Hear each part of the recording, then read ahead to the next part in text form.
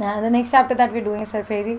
सरफेजी is a chapter जो कि actually पहले बहुत ट्रिकी होता था, ये था वो था, पकाऊ था, बोरिंग था, किसी का कुछ था, किसी का कुछ था कि मैम बहुत डेंजरस है, समझ नहीं रहा है. बट बिकॉज ICAI ने सिलेबस हटाया सरफेजी का, सो सरफेजी में अब उन्होंने सिर्फ 3 सेक्शन छोड़े, 1 2 3, बाकी सब कुछ हटा दिया. तो अब अगर आप देखो in our book you have the question answers. This question 1 is always been there क्योंकि वही कंसेप्ट है. क्वेश्चन 2 भी है, क्वेश्चन 3 भी है. These are the only things that you have to study because non performing asset के बाद ये जो है this is all section 5 and all. So in case your book still has this you can just cancel it off and if you don't have it so it's okay. Just because अगर किसी ने कभी कभी ऐसा होता है कि हमने कोई पुरानी बुक पढ़ी थी, so ma'am I still want to refer that. तो just for your knowledge everything other than 1 2 3 section, कोई भी और सेक्शन दिखा, जैसे यहाँ पे आपको दिख जाएगा कोई ना कोई सेक्शन. सेक्शन 4 तो गया, नेक्स्ट इज सेक्शन 4 तो गया. This is how we are cancelling. So just cancel off everything else because it's no more there. ऐसा ICAI ने बोला है, ठीक है ना. Obviously the law का syllabus has become very small thanks to the removal of syllabus by ICAI, because of which law has become small and now it's like wow अभी तो छोटा हो गया, अभी तो कुछ नहीं पढ़ने का, अब तो ज़्यादा पढ़ना पड़ेगा ना, बिकॉज छोटे से कंटेंट से 100 मार्क का पेपर बनाना है. I have enough to ask you. Okay so for now what exactly securitization guys understand. Securitization का अगर आपने ये समझ लिया ना, दिस नथिंग एल्स, ठीक है. सो पहले मेरी बात ध्यान से सुन लो. देखो for example I am a bank. Okay I am a bank और financial institution. So if you understand my normal business is lending money. Okay ठीक है, लेट्स से मेरे पास ना बहुत पैसा है, बहुत पैसा, 20 करोड़ रुपए हैं, ठीक है. I am going to lend 20 crores. Cool. अब ये 20 crore let's say I am giving एक इंसान को एक टाइम पे मैक्सिमम 1 करोड़ का लोन, ठीक है, इंसान को या कंपनी को whatever. And let's say 20 people come, हर एक एक करके 20 लोग आए और 1 करोड़ का लोन मुझसे ले गए, ठीक है. और हर किसी ने मुझसे ऑलमोस्ट 3 साल 4 साल 5 साल का लोन लिया.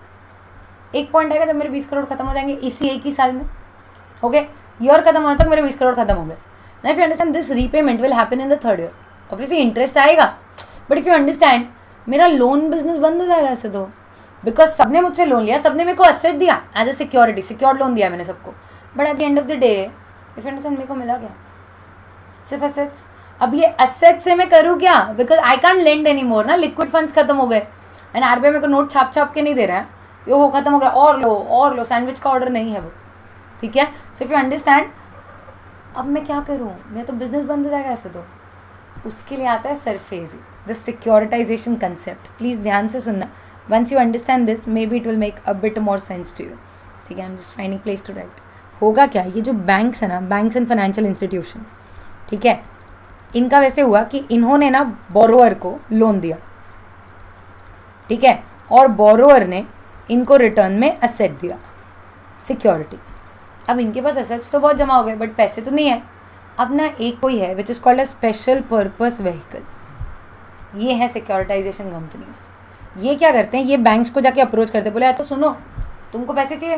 बैंक ने बोला हाँ चाहिए. बोले तुम्हारे पास क्या है, उसने कहा मेरे पास बहुत सारी एसेट है. बोले ठीक है एक काम करो वो एसेट्स मुझे दे दो. मैंने कहा hello I am not allowed to deal with it. बोले एक second you can sell it. Okay उसको दिखा के तुम सामने लोन ले सकते हो. This is what securitization is all about. हमने कहा अच्छा. बोला हाँ एक काम करो सारे एसेट्स जो सिक्योरिटीज़ हैं, I am purposely using the same names, बाद में इसमें इनको अलग नाम दिया जाता है इस चैप्टर में, ठीक है, वो मुझे दे दो, उसके बदले हम आपको मनी दे देंगे, मतलब एज गुड एज लोन. ऐसे ठीक है, बट वो जब वो लोन मांगने आएगा मेरे को उसको देना पड़ेगा. बोले हाँ ठीक है तो तुम हमारा लोन रीपे कर देना. बोले जाना. I said okay. अब ये स्पेशल पर्पस व्हीकल के साथ वही हो गया जो बैंक के साथ हुआ था. उसने बहुत सारे एसेट जमा कर लिए बट उसके पास ये नहीं. तो ये क्या कर रहे हैं, ये लोग ना एसेट का पूल बना रहे हैं, बहुत बड़ा कैपिटल बेस बना रहे हैं अपना, ठीक है. वो कैपिटल बेस ना ये लोग ढूंढ रहे हैं QIBs को, क्वालिफाइड इंस्टीट्यूशनल बायर. QIB को ढूंढेंगे और उसको बोलेंगे सुन सुन सुन एक काम कर, देख मेरे पास बहुत एसेट है. बोले तो, बोला तो तू मेरे को पैसा दे. So now if you understand, अगर इन्होंने लोन लिया ना तो ये लूप बन जाएगा. तो नाउ द क्वेश्चन QIB के पास पैसा कहाँ से आया. तुमने कहा नहीं नहीं QIB ना इन्वेस्ट कर रहा है. QIB को हमने बहुत बड़ा एसेट बेस दिखाया, बोला तो इसमें इन्वेस्ट कर, हम देखो सिक्योरिटी रिसीट देंगे. सिक्योरिटी रिसीट मतलब तुम्हारे इन्वेस्टमेंट पे रिटर्न्स. ओके अब ये जो इसको रिटर्न देना पड़ रहा है उसके सामने यहाँ से ज़्यादा रिटर्न ले रहे हैं, उसके सामने यहाँ से ज़्यादा रिटर्न ले रहे हैं, अल्टीमेटली पूरा बिजनेस चला. और इसके लिए ये इन्वेस्टमेंट है. So you need not worry इसके पास पैसा कहाँ से आया. QIB के पास बहुत पैसा है, वो अपने बिजनेस से कमा रहे हैं और यहाँ इन्वेस्ट कर रहे हैं. Is this okay? ऐसे करके ना ये पूरा बिजनेस चल रहा है. इफ़ यू अंडरस्टैंड गाइस, मेरे को एक बात बताओ, तुमने गोल्ड लोन वालों का सुना है? गोल्ड लोन ले सकते हो. You tell me how is the gold loan business function? तुम्हें क्या लग रहा है? तुमसे जब वो तुम्हें लोन देते, तुमसे गोल्ड लेते, उसके बाद उस गोल्ड का क्या करना? They can't sell it, they can't wear it and roam around. Bappi Lahiri थोड़ी बनना है उन्होंने. क्या करेंगे?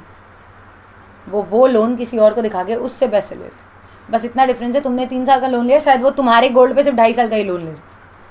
सो that when you come up they can repay. But हाँ, this is a cycle. Okay, so if you understand, this is what is explain briefly the concept of securitisation, जिसमें properly act के बाद यहाँ लिखा है द कंसेप्ट ऑफ सिक्योरिटाइजेशन में be explain by the following 2 approaches. So approach 1 is the paragraph format, content लिख के, whereas approach 2 is diagram, and I think you will understand this better. ये है वो borrower, इसने secured asset दिया which is nothing but security, और बदले में लिया financial assistance which is actually loan. अपनी भाषा में यहाँ पे इनको यही बोलते हैं. So if they ask you what is financial assistance, you have to be properly explaining. If they ask you who is, ये जो है ना यहाँ पे अपना बैंक से फाइनेंशियल इंस्टीट्यूशन थे, उसको यहाँ ओरिजिनेटर बोलते हैं, क्योंकि यही है जिससे पूरी कथा स्टार्ट हुई है. ठीक है, इसने लोन दिया, इसके पास सिक्योरिटी आ गई, अब ये फंस गया था. इसी को निकालने के लिए special purpose vehicle securities company, मतलब सिक्योरिटाइजेशन कंपनी बनी. ठीक है, सिक्योरिटाइजेशन कंपनी, रिकंस्ट्रक्शन कंपनी, ऐसे बोलते हैं इनको. ठीक है, सो सिक्योरिटाइजेशन कंपनी इसको बोलती है अच्छा सुन, मैं देता हूँ देखो मनी, कैश, तू मेरे को दे दे एसेट. हमने कहा ओके, ये एसेट ये दिखाते हैं QIBs को कि देखो हमारे पास कितने हैं, हम तुम्हें इस पर सिक्योरिटी रिसीट देंगे, तुम हमें कैश दे दो. बोलते ओके, कैश दे. और यही कैश वो वापस बैंक को दे रहे हैं, यही बैंक पैसे बोरोवर को दे रही है. So if you understand, if you are step wise, this is step 1, this is step 2, this is step 3, but then at the end of the day it is a loop.